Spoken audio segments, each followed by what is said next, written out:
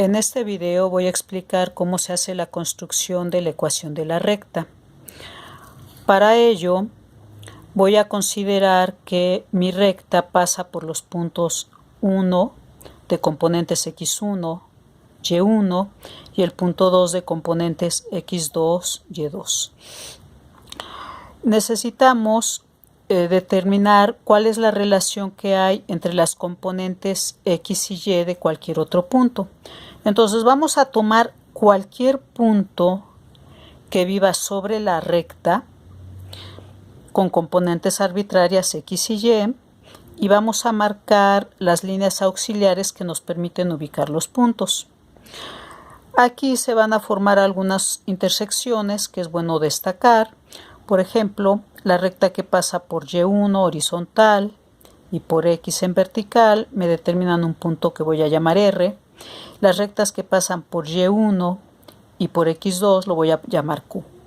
Viendo este diagrama podemos recordar un teorema importante que es el teorema de Tales, que dice lo siguiente: si tengo un par de rectas coincidentes, la que pasa por punto 1 y Q, y la segunda que pasa por el punto 1 y el punto 2, ¿sí? Entonces cada vez que trazo dos líneas paralelas entre sí, la que pasa por P y R, la que pasa por el punto 2 y Q, entonces los triángulos que se forman son semejantes.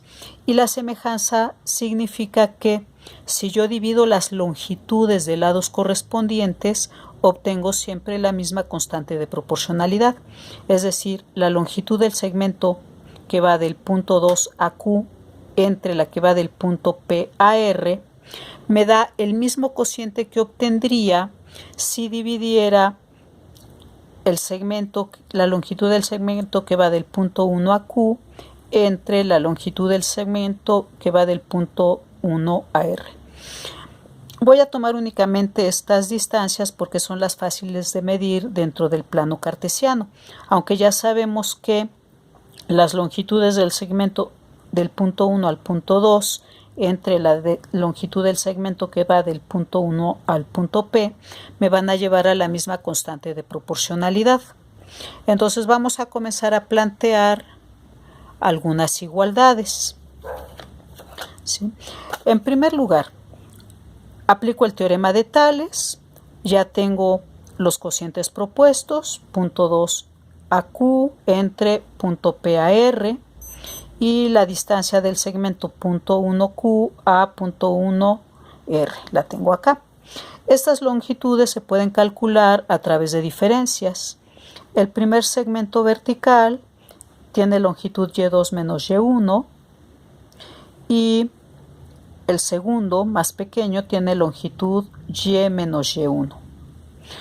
Hago algo similar con los segmentos horizontales. Del punto 1 a Q la distancia es x2 menos x1 y del punto 1 a R la distancia es x menos x1. Ahora lo que voy a hacer es intercambiar estas dos componentes. Este término pasará abajo dividiendo y este va a subir al numerador, ¿sí?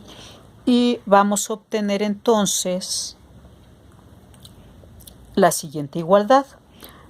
Ahora, dado que x1, x2, y1 y y2, los números que aparecen en este primer cociente son constantes, este primer cociente es un escalar y se le suele determinar o llamar con el nombre de pendiente, y significa que mide la inclinación.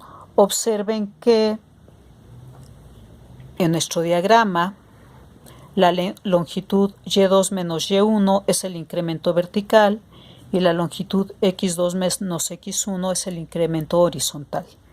Entonces nuestra ecuación va a tener la forma m igual a y menos y1 entre x menos x1, donde x y y son indeterminadas. Y entonces necesitamos tratar de dejar la ecuación escrita de manera que y sea una función que depende de x. Despejando, lo primero que hago es pasar multiplicando el denominador junto con m y la diferencia y menos y1 queda sola. Puedo multiplicar m por x1 y después pasar y1 al lado contrario sumando. Estos números mx1 y y1 son constantes, de manera que este número va a ser una constante a la que voy a llamar b. De manera que mi ecuación va a ser ahora y igual a mx más este número que estoy llamando b. Es importante darnos cuenta que si nosotros sustituimos x igual a 0, este primer sumando va a desaparecer. Y entonces nos quedamos con el segundo término y tenemos la siguiente relación. Si x vale 0, y vale b. Entonces a ese número b es un parámetro, va a depender de cada recta que podamos seleccionar. A este parámetro b se le conoce como la ordenada al origen, es decir, la posición de corte de la recta con el eje de las y.